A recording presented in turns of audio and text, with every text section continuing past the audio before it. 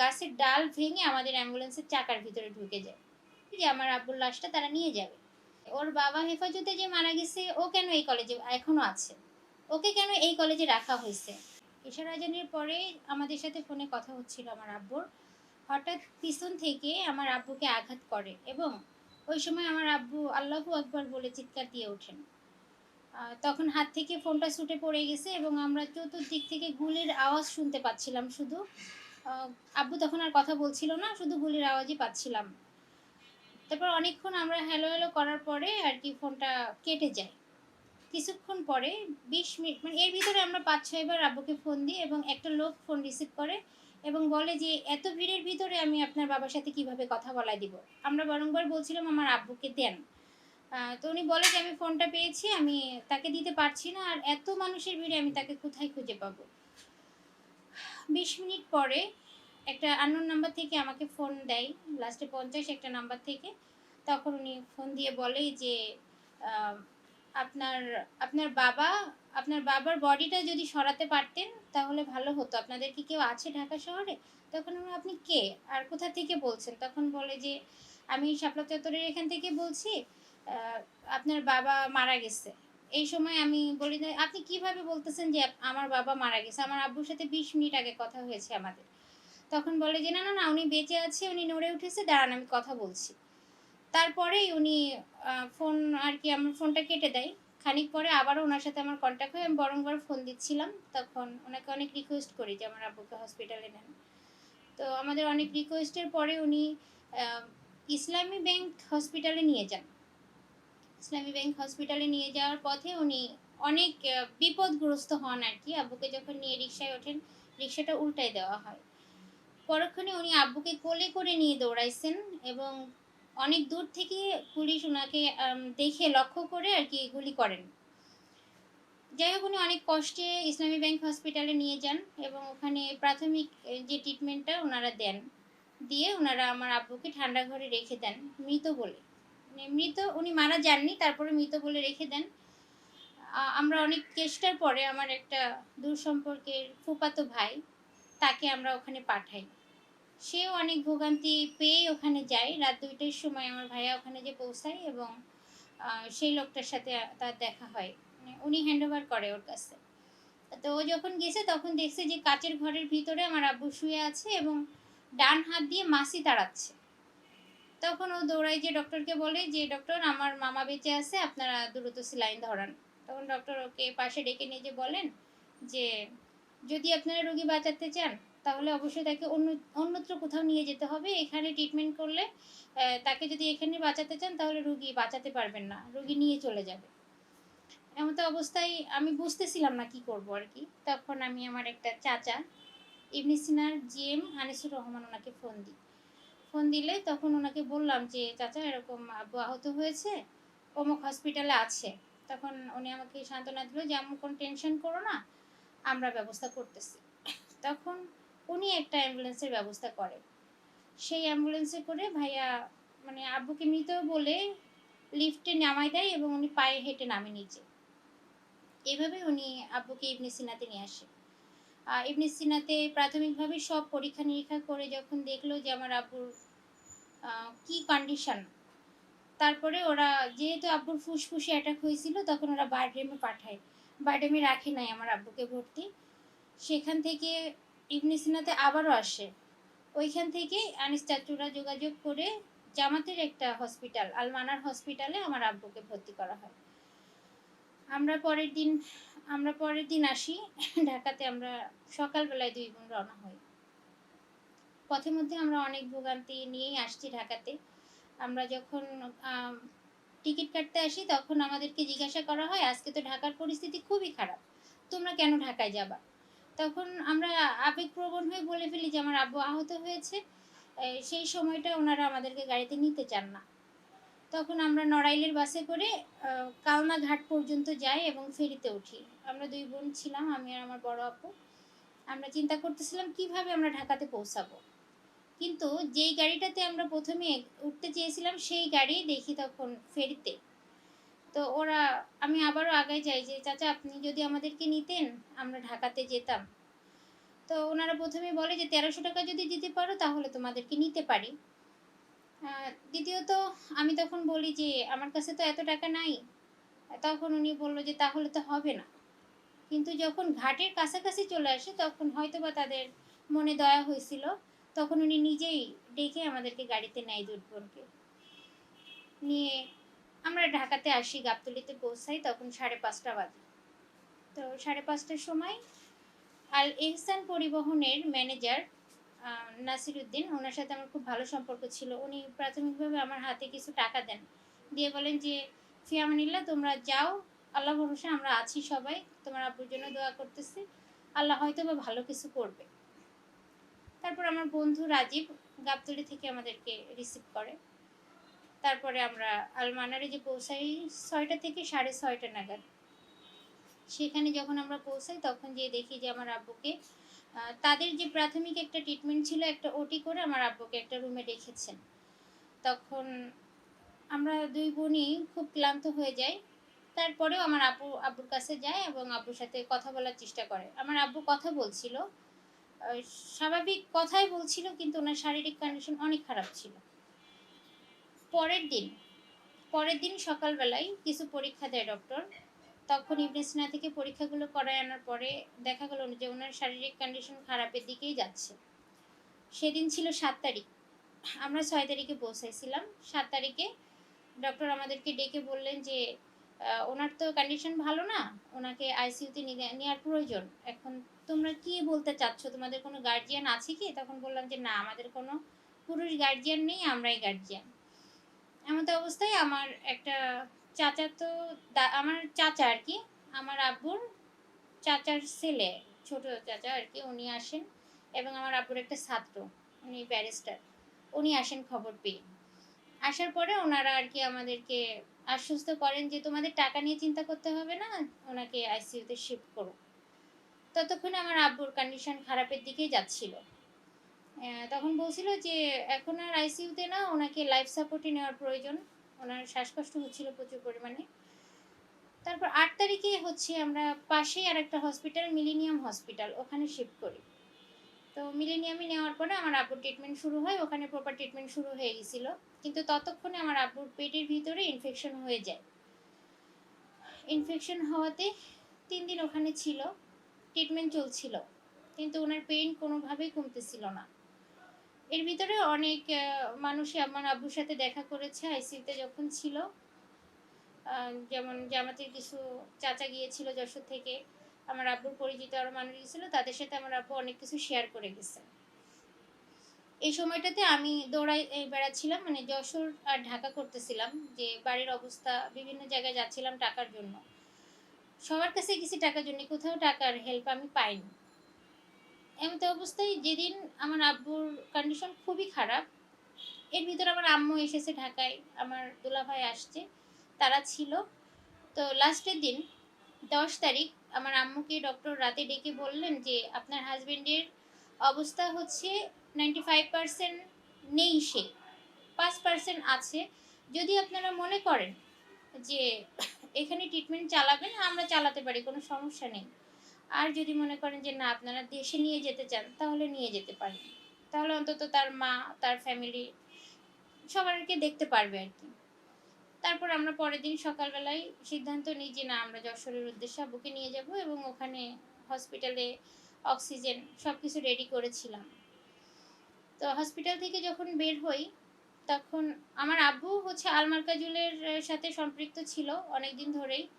তো আমার আব্বু আশা করেছিল ওখান থেকে একটা অ্যাম্বুলেন্স আমার আব্বু পাবে। কিন্তু আমরা ওই সময় এতটাই অ্যাম্বুলেন্স রেয়ার ছিল যে আমরা পাচ্ছিলাম না আরকি। তখন ইবনে সিনা জিএম চাচুর সাথে কথা বলার পরে আমরা নন এসি একটা অ্যাম্বুলেন্স পাই। সেই অ্যাম্বুলেন্সে করে আমরা রওনা হই। তো এর ভিতরে আমাদের পিছনে পুলিশ ধাওয়া করে। মানে পুলিশের ইসেই ছিলাম আমরা। কারণ যখন আব্বু ওই হসপিটালে ছিল তখন আমরা ২ বোন ২ হসপিটালে ছিলাম। কখনো বড় আপু আব্বুর কাছে ছিল, কখনো আমি ছিলাম। কারণ পুলিশের নজরেই ছিলাম আমরা অলওয়েজ টাইম। তারপর ওখান থেকে আমরা যখন রওনা হই তখন আমার আব্বু গরমে মানে ঘেমে উঠছিল। আমরা তখন হচ্ছে বাবর রোড আল মার্কাজুলের সামনে যাই। ওখানে হসপিটালে একটা কিডনি বিশেষজ্ঞ ডক্টর আমার আব্বুকে দেখে। দেখার পরে উনি বলে যে আমার আব্বুর কাছ থেকে দোয়া নেয়। আমার আব্বুকে উনি দোয়া করতে বলে ওনার জন্য। আর ওনাকে দেখে আমাদেরকে বলেন যে, "উনার তো কন্ডিশন খুবই খারাপ। আপনারা উনি যা খেতে চায় উনাকে খেতে দিন।" এবং আব্বু ঐদিন ডক্টরকে বলেছিল যে, "ডক্টর আমাকে ওরা খেতে দিচ্ছে না। আমার অনেক খিদে লেগেছে, আমাকে খেতে দেন।" তখন উনি আমাদেরকে এই কথা বলছিল যে, "উনাকে খেতে দিন।" তো আমরা ওনাকে জুস খেতে দিছিলাম আরকি।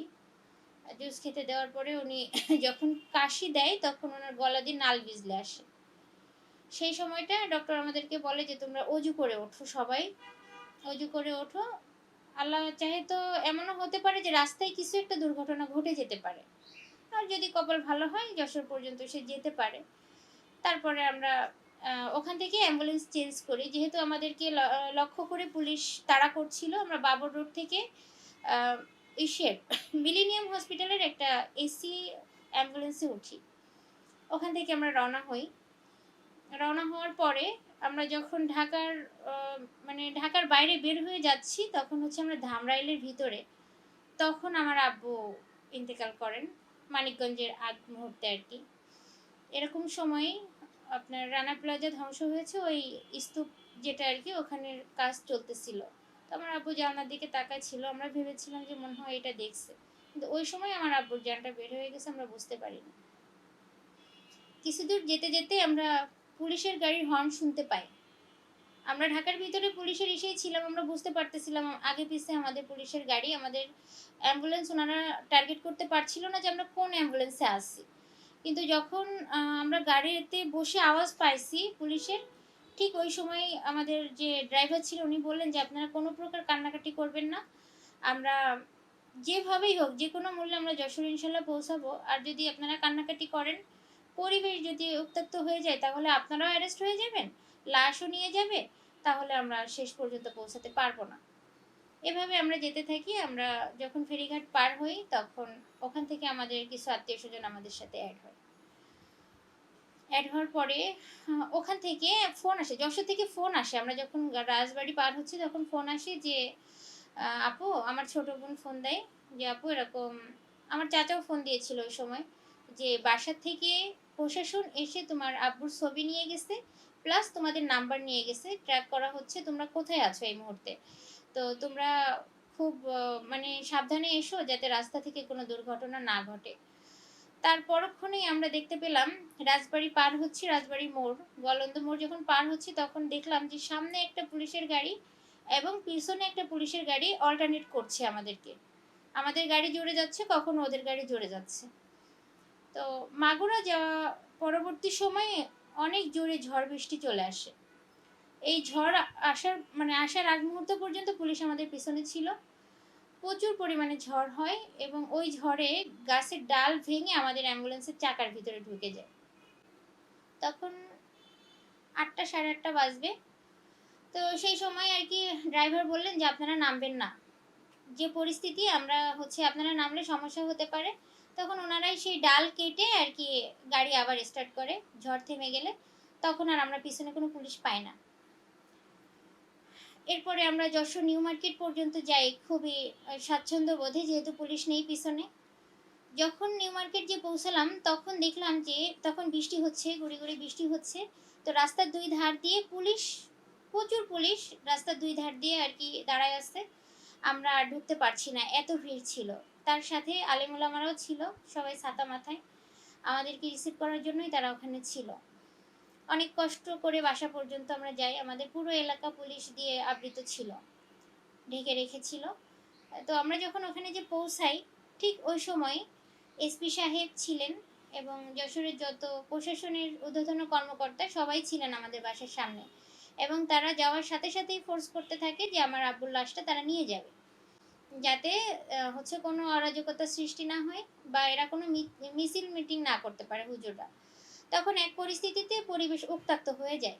উত্তপ্ত হওয়ার পরে আমার মামি, উনি নীলুফা আক্তার, উনি হচ্ছে কুষ্টিয়ায় বাড়ি, উনি এমপি ইলেকশন করেছে কয়বার। উনি রিকোয়েস্ট করে যে, "আমি আপনাদের কাছে রিকোয়েস্ট করছি, আমরা নানু ভাইয়ের লাশ নিয়ে কোনো রকম কোনো কিছু করব না। আপনারা আমাদেরকে দাফনের সুযোগটা দেন।" এ কথা বলার পরে যাই হোক উনারা সময় দিল। তখন রাতেই আব্বুর গোসল কমপ্লিট হলো। কিন্তু সারা রাতই পুলিশ পাহারায় ছিল। তো রাত্রে মানে ঠিক করা হলো যে 10টার সময় আব্বুর জানাজা হবে ঈদগাহ ময়দানে। সেইটা ওনারা ভোরবেলায় ফজরের নামাজের পরে এসে আর কি চাপ সৃষ্টি করলো যে আপনারা এখনই মাটি দিয়ে দেন। 7টার ভিতরে কমপ্লিট করেন। আমাদের উপর থেকে চাপ আছে। এটা জানাজা এসে দেওয়া যাবে না ঈদগাহ ময়দানে। ঠিক ওই সময় আর কি তখন নিরুপায় হয়ে আমার চাচারা আমার আব্বুর জানাজাটা এমএম কলেজের মাঠে দেন এবং এমএম কলেজের মাঠে হাজার হাজার মানুষ অংশগ্রহণ করেছিল, যেখানে মাইক ব্যবহার করতে দিয়েছিল না। আর আমার চাচা দাদারা সবই ভীত ছিল। ওই দিনের ওই স্মৃতিগুলো আমরা আসলে বলার মতো ভাষায় থাকি না। আমি ওই সময় স্বাভাবিক ছিলাম না আর কি। মাটি হয়ে যাওয়ার পরে, মাটি হলো 8টা নাগাদ মাটি হয়ে গেল। তারপরে 10টার সময় সম্ভবত আর কি গায়েবানা জানাজা হয়েছিল আমাদের যশোরে বিভিন্ন জায়গায়। আমার আব্বুকে পায়নি কেউ। দ্বিতীয়ত আব্বু মারা যাওয়ার পরপরই মানে মাটি হয়ে যাওয়ার পরপরই তখন একটা সাংবাদিক আসে, গণমাধ্যম আমাদের বাসায় আসে এবং আমাদের কাছে জিজ্ঞাসা করে যে এই সরকারের আমলে যে আপনার বাবাকে নৃশংসভাবে মারা হলো, এটার মানে আপনাদের কোনো আক্ষেপ আছে কি না? তখন আমরা সবাই ছিলাম, আমার আম্মু, আমার ফ্যামিলির যারা যারা ছিল সবাই ছিল, কিন্তু কথা বলেছিলাম আমি। তো আমি বলেছিলাম যে সরকারের আমলে আমার বাবাকে এভাবে মারা হলো, আমি সেই সরকারের পতন চাই। ব্যাস এতটুকুই ছিল আমার কথা।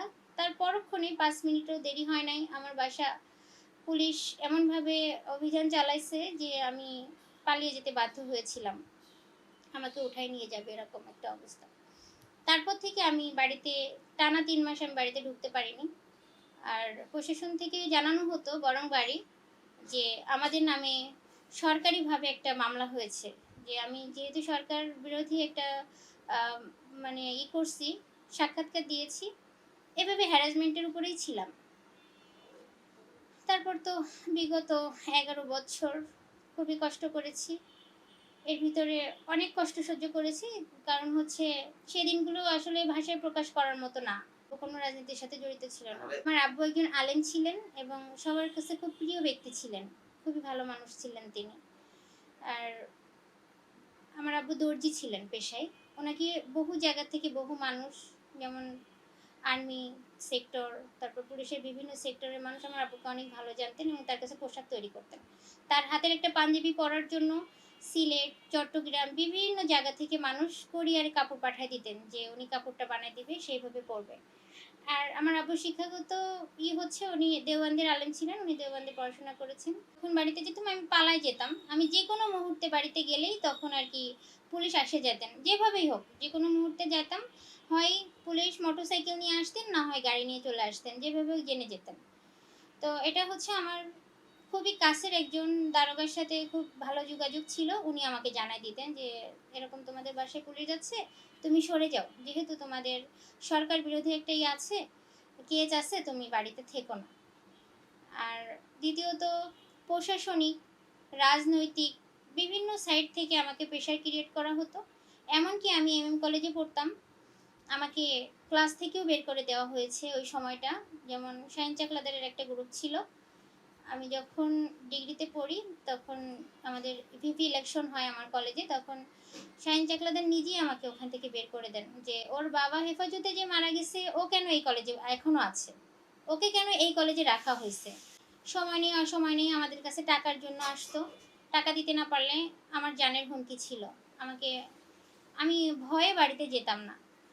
তারপরে যখন প্রশাসনের এসপি ওসি চেঞ্জ হতো তখনই আমাকে ফোর্স করা হতো যে থানায় টাকা দিতে হবে, না হলে তোমার ওয়ারেন্টটা বন্ধ হবে না, তোমাকে ধরে নিয়ে যাও। এভাবেই আমার আম্মু বিভিন্ন সংগঠন থেকে, যেমন আশা ব্যারাক, তারপরে গ্রামীণ, এই সমস্ত সমিতির থেকে টাকা তুলে তুলে দিয়েছেন, আমরা ওইখানে দিয়েছি জীবন বাঁচানোর জন্য, যাতে পুলিশের কাস্টডিতে না যেতে হয় আর কি। মনে আছে যে আমার আব্বু মারা যাওয়ার পরে পরবর্তী সময়ে এটা হচ্ছে হাফেজি সংগঠন ঢাকাতে, রজিবুল হক সাহেবের নেতৃত্বে একটা টিম যেতেন আমাদের ওখানে, ছাত্র সংগঠন একটা। ওরা আমার আব্বু মারা যাওয়ার পরবর্তী 2-3 বছর আমার আম্মুকে কিছু খাবার, কিছু হাদিয়া দিয়ে আসতেন সবে বরাতের সময়, ঈদের জন্য। আর এটা হচ্ছে হাফেজি সংগঠন থেকে। আর আব্বু মারা যাওয়ার সাথে সাথেই জামাতের একটা টিম আমার ২ ভাইয়ের পড়ালেখার জন্য আরকি ওরা দায়িত্ব নেয়। সেটা হচ্ছে আল হেলাল ট্রাস্ট। ওখানে ২ ভাইয়ের দায়িত্ব নিয়েছিল এবং ছোট ভাই এখনো সেখানে পড়তেছে। যশোর আমিনিয়া মাদ্রাসায় পড়ে এবং আল হেলাল ট্রাস্টের ওখানে থাকে। ওখানে থেকে পড়াশোনা করছে। ও দাখিল পরীক্ষার্থী। আর সময় বিশেষ জামাত থেকে আমরা অনেক হেল্প পেয়েছি ছোট বড়। যেহেতু তারা গণমাধ্যম বা মানুষের সামনে আসতে পারেনি, তারা হাইলাইট হয় নাই। তারা পিছন থেকে আমাদেরকে সহযোগিতা করেছে। আর দ্বিতীয়ত হচ্ছে হেফাজত, আমার আব্বু যাদের জন্য জীবন দিল, মানে যাদের জন্য সংগ্রাম করলো, হেফাজত টিম, তাদের ব্যানারে কখনো আমাদের কাছে কেউ আসে নাই। যদিও কেউ এসেছে, ব্যক্তিগতভাবে এসেছে, আমার সাথে যোগাযোগ করেছে, কিন্তু ব্যানার থেকে কেউ আসে নাই। আর দেশ মানে ২৪-এর গণ অভ্যুত্থানের পরে আমার সাথে শাপলা স্মৃতি সংসদের পক্ষ থেকে যোগাযোগ করা হয় এবং হচ্ছে আপনাদের জানা আছে হয়তোবা যে আসিফ মাহমুদের মাধ্যমে আমাদের কিছু আর্থিক সহায়তা করা হয়।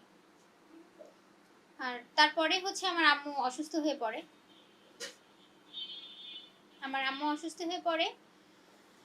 টানা ১২ বছরের একটা প্রেশার তার উপর দিয়ে যেটা গিয়েছে, যে ৫টা বাচ্চা, তাদেরকে নিয়ে যে টেনশন, যে আমরা ৫টা বাচ্চা ঠিকমতো বাড়িতে থাকতে পারিনি, খাইতে পারিনি। নানানভাবে দেনাদায়ক হয়ে গেছেন। আসলে ইনকাম সোর্সের কেউ ছিল না আমাদের বাড়িতে। ঠিক ওই সময়টা আমার আম্মু অসুস্থ হয়ে পড়েন। ৬ বছর আমার আম্মু অসুস্থ। আম আমার আম্মু স্ট্রোক করে হচ্ছে ৪ বার। ৫ বারের মাথায় আমার আম্মু মারা যান। উনি ৫ বারের মাথায় হচ্ছে উনার হার্ট ব্লক হয়। তো এই সময়টা হচ্ছে শাপলা স্মৃতি সংসদ আমাদের পাশে ছিলেন। মামুনুল হকের নেতৃত্বে ছাত্ররা আমার আম্মুকে হসপিটালে নিয়ে যান এবং ওখানে ট্রিটমেন্ট করান। ৩ মাস ট্রিটমেন্টের পরে আমার আম্মু মারা যান। আর এখনো তাদের সাথে ভালো যোগাযোগ আছে। মোটামুটি তারা খেয়াল রাখছেন আমাদের। এটা হচ্ছে খিলাফত মজলিসের একটা অঙ্গ সংগঠন। তাছাড়া যে ওইভাবে যে আমরা অনেক বড় ধরনের হেল্প পেয়েছি এই ১১ বছরে, তা নয়। জরাজীর্ণ জীবন নিয়ে আমরা এই কষ্টগুলো বয়ে বেড়াইছি। ঠিকমতো খেতে পারিনি, ঠিকমতো বাড়িতে ঘুমাতে পারিনি। আর বাড়িতে আসলেই তো বিশেষ করে প্রশাসনের একটা তাণ্ডব তো ছিলই। আর সন্ত্রাসদের যে সন্ত্রাস লেভেলের মানুষরা আমার উপরে বেশি টার্গেট করতো, যেহেতু আমি ছিলাম সবার মাথা। কারণ আমার আপু ছোটবেলা থেকেই অসুস্থ, এই জন্য আমাকেই টার্গেট করতো। আমি সন্তান হিসাবে সরকারের কাছে একটাই দাবি করব, যে এই যে লক্ষ লক্ষ মানুষের জীবন এইভাবে বিলীন হয়ে গেল এই সরকারের আমলে, যে সরকারের আমলে আর কি আমার বাবাদেরকে নৃশংসভাবে হত্যা করা হলো, তিনি যেন এই দিকটা খেয়াল করে আর এই হত্যার বিচারটা আমি চাই। কারণ বিচারটা যদি পাই, অন্তত আমাদের মনকে সান্ত্বনা দিতে পারবো যে একটা যুগ পার হয়ে গেছে, কখনো আমরা শান্তিতে ঘুমাতে পারিনি। অন্তত এই সান্ত্বনাটা পাবো যে সেই শাস্তি বিচারটা আমরা পেয়েছি। বাবা হারানোর যন্ত্রণা, সব যন্ত্রণা, যেখানে অত্যাচার ছিল, ক্ষুধার কষ্ট ছিল, কাপড়ের কষ্ট, সব কিছুর কষ্ট, মানে যেটা বুঝাতে পারবো না, ভাষায় তো সব কিছু প্রকাশ করা যায় না আর কি।